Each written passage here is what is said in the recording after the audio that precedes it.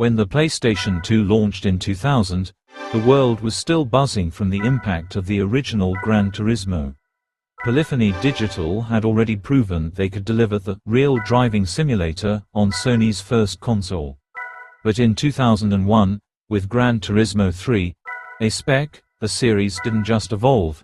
It redefined what players expected from a racing game, and it showed exactly what the PS2 was capable of. This wasn't just another sequel. It was a generational.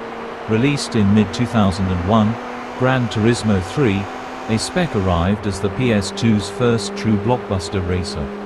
While launch titles like Ridge Racer V gave us a glimpse of what the console could do, GT3 was the game that made jaws drop.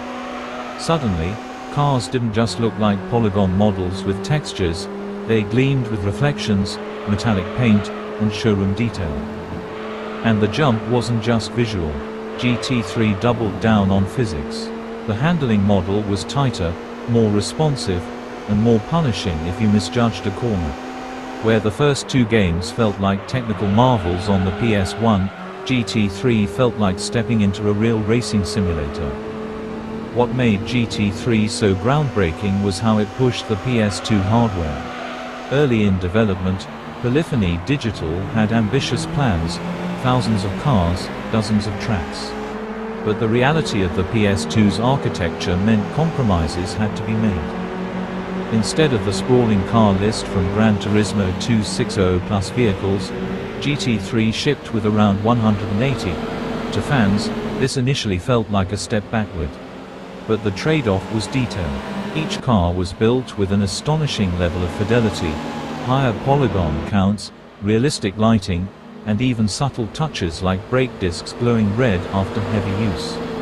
For the first time in console racing, cars looked alive. Tracks, too, were upgraded. From classic circuits like Trial Mountain to real-world icons such as Laguna Seca, every course received overhauled textures, weathered road surfaces, and depth of field detail that the PS1 could never dream of. And then there was the frame rate.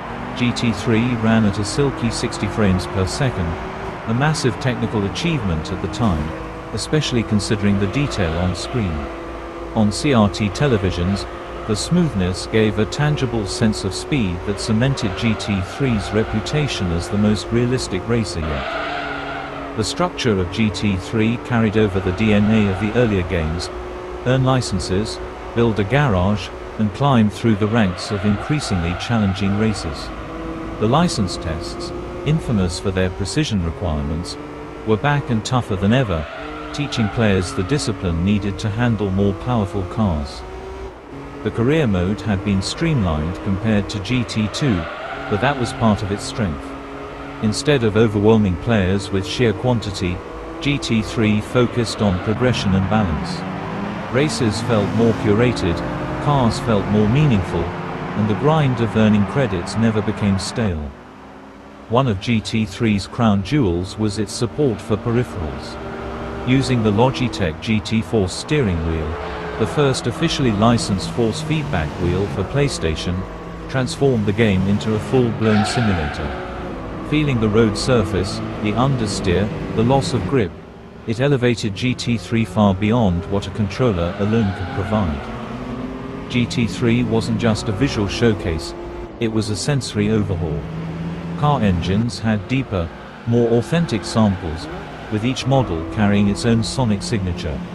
Tire squeals, gear shifts, and turbo whistles brought immersion that rivaled PC sims of the era. The soundtrack leaned into early 2000s energy, mixing licensed rock tracks with original compositions. From the adrenaline-pumping riffs of Lenny Kravitz to Daiki Kasho's electrifying instrumentals, GT3 carried an edge that made every race feel like an event. And the menus, sleek, futuristic, and unmistakably Gran Turismo. Everything about the game's presentation screamed polish, a hallmark of Kazunori Yamauchi's obsessive attention to detail. Commercially, GT3 was a phenomenon.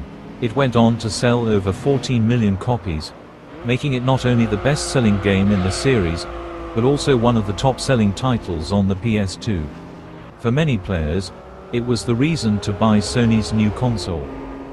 Its impact rippled through the industry. Developers now understood that console races could be both accessible and hyper-realistic. It cemented the PlayStation brand as the home of simulation racing, forcing rivals like Xbox to respond with titles like Project Gotham Racing and later Forza Motorsport. But perhaps GT3's biggest achievement was how it bridged two eras. It retained the spirit of the original PlayStation games while ushering racing sims into the modern era.